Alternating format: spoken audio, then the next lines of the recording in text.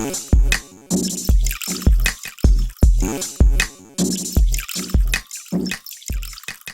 nostra storia comunque come vino è abbastanza recente. Raccontaci un po', ra- raccontaci un po' questa storia, perché insomma voi avevate dei terreni dove però non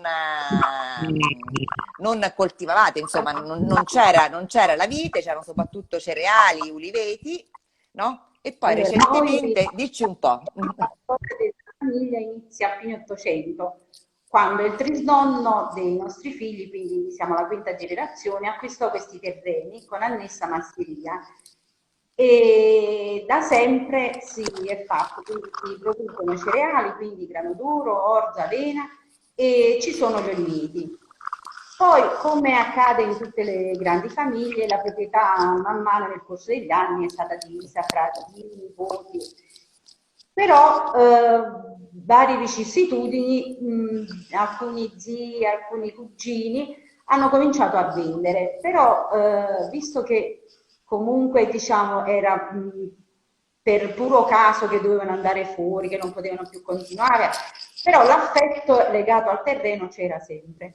Per cui ci facevano sempre la proposta di acquistarlo, visto che era a confine, con l'idea di dire comunque resta in famiglia. E quindi diciamo questo resta in famiglia, siamo di nuovo riusciti ad acquistare e ad avere adesso, tuttora abbiamo 50 ettari di terreno, quindi abbiamo continuato a fare cereali, abbiamo continuato con gli oliveti. È solo nel 2012 che uno zio, sempre diciamo a confine, a confine, a confine, Sempre confine vi allargate. siamo arrivati a questa vigna trentennale di Aglianico del Vulture. Vabbè, in realtà adesso ne ha quasi 40.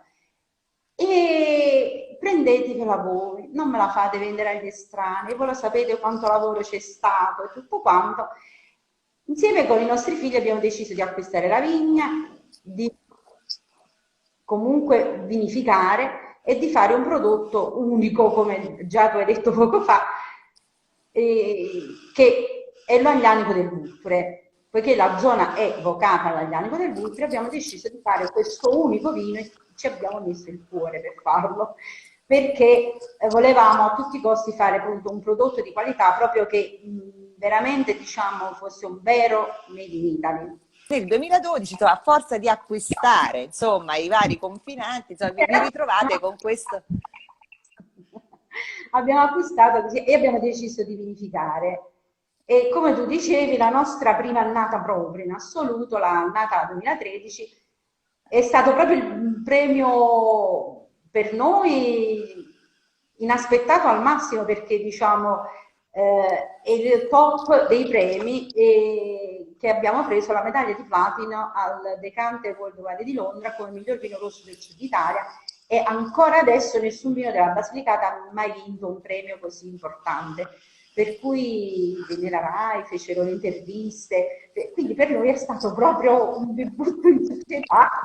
Però questa ha la sua bellissima medaglia di platino e quindi questa è la prima, la teniamo proprio, la teniamo coccolata. Poi le altre annate, quelle che tu già sai, hai visto, ecco, questa che tu dici con i pollini, questa è la 2014, vedi, ha preso la medaglia d'oro al Merano Wine Festival, una sempre in Spagna medaglia d'oro, d'argento con 92 di punteggio e questo è un altro premio di vino di qualità in Asia. Questa qui, da 2015, ne ho messe solo 3, ma in realtà sono 6. Però non si potevano mettere tutte queste medaglie. Troppi Insomma, premi.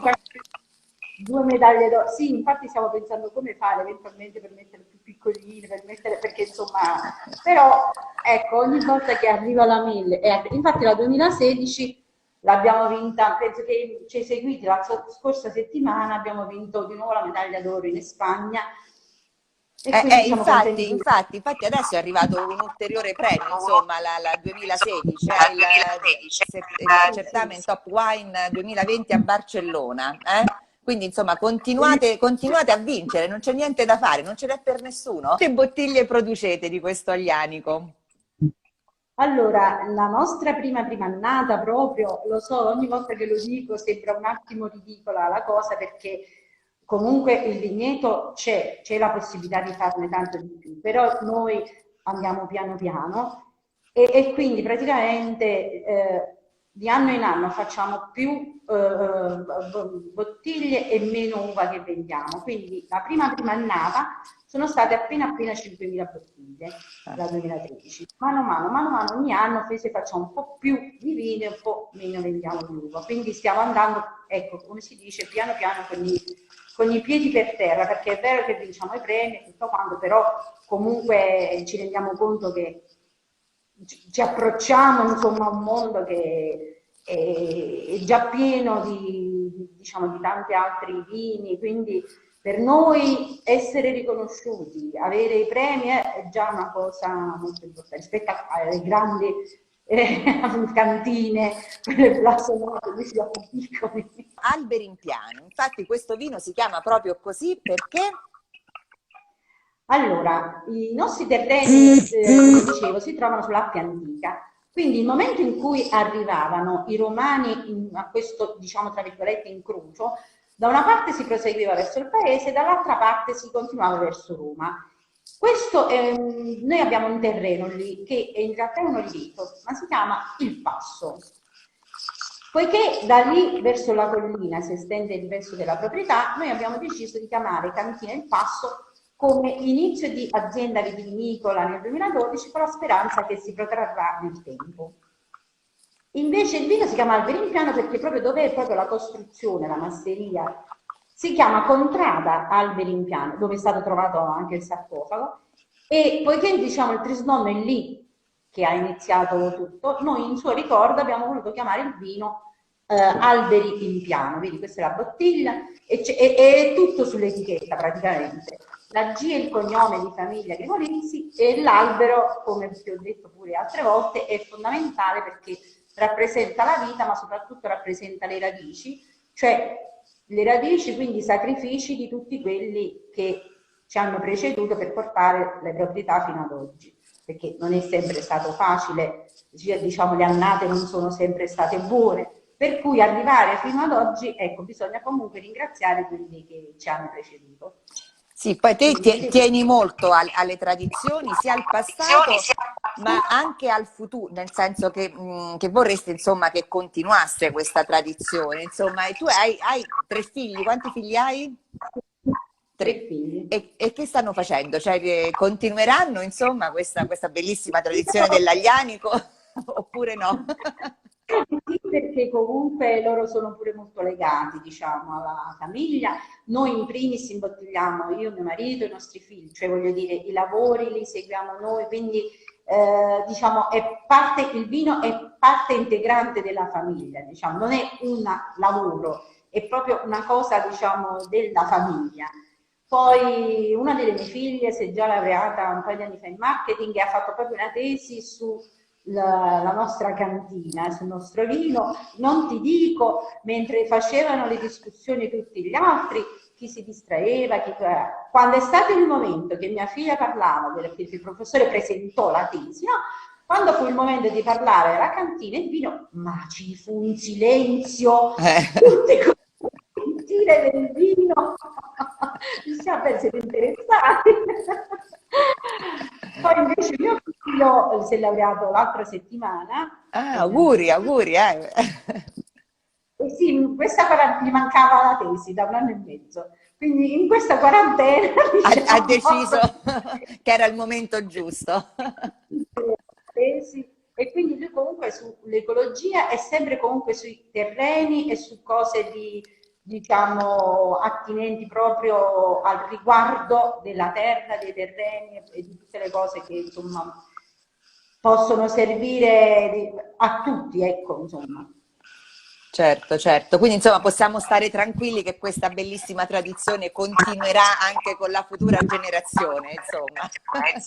Continuo a ripeterlo, io ho 3 figli, però Alberi in Piano è il nostro 4º figlio, perché seguire il vino dalla vigna, seguirlo quando fai i lavori in cantina, nell'imbottigliamento, guarda, è una cosa...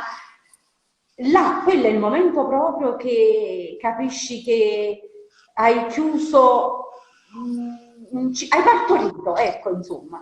E in quel momento ti auguri che stai partorendo e che insomma partorisci al meglio e partorisci un figlio. All'inizio quando dicevo questa cosa ai miei figli mi guardavano un attimo così perché dicevano ma come ci paragoni?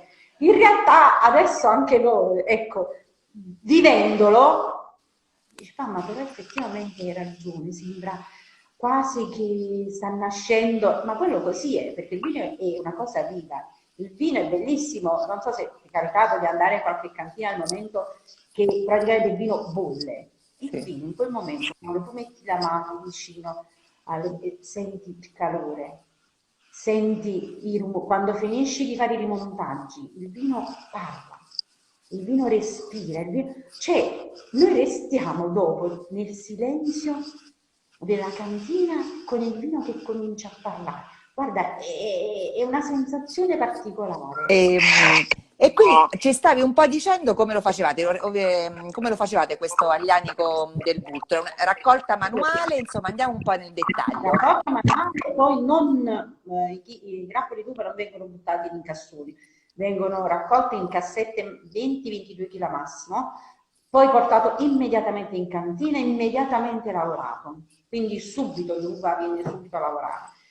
Dopodiché ho detto si fanno 3 rimontaggi al giorno, cioè per chi non sa cosa siano i rimontaggi, praticamente si mette una pompa questi grossi tini che abbiamo e si fa rivoltare il vino con i chicchi d'uva dentro, quindi questi si chiamano rimontaggi. Bisogna farli, noi li facciamo 3 volte al giorno perché più lo fai, più il vino respira, più c'è ossigenazione. Certo, le sostanze passano, insomma, nel mosto, negli antociani, insomma, tutte le sostanze fenoliche. La temperatura e lo zucchero, perché quando si arriva allo zero si può svinare, quindi possono essere 15 giorni, 10 giorni, 12 giorni, cioè è la natura, diciamo, che lo decide. Quando si è pronti, quindi si può svinare. Svinare vuol dire uscire l'uva, cioè uscire il vino e cominciare a metterlo in questi nostri serbatoi di acciaio e invece tutti i chicchi di uva vengono poi pressati, però noi abbiamo una pressa che li pressa in un modo molto leggero perché gli acini d'uva non si devono schiacciare perché da lì uscirebbe il tannino e quindi dobbiamo fare in modo che devono schiacciarsi ma non, cioè schiacciare i chicchi d'uva ma non schiacciare gli acini.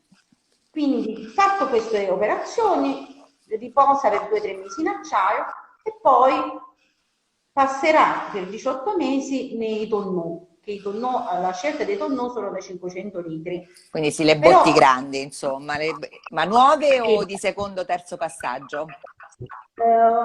Primo, secondo, non di più. Però sono di legno di Lanier, è un legno lievemente tostato, perché ecco, l'idea di fare l'aglianico dei Vulture 100% in purizza, volevamo lasciare che proprio l'aglianico del Vulture si esprimesse nella sua totalità, dei suoi sapori, dei suoi sentori.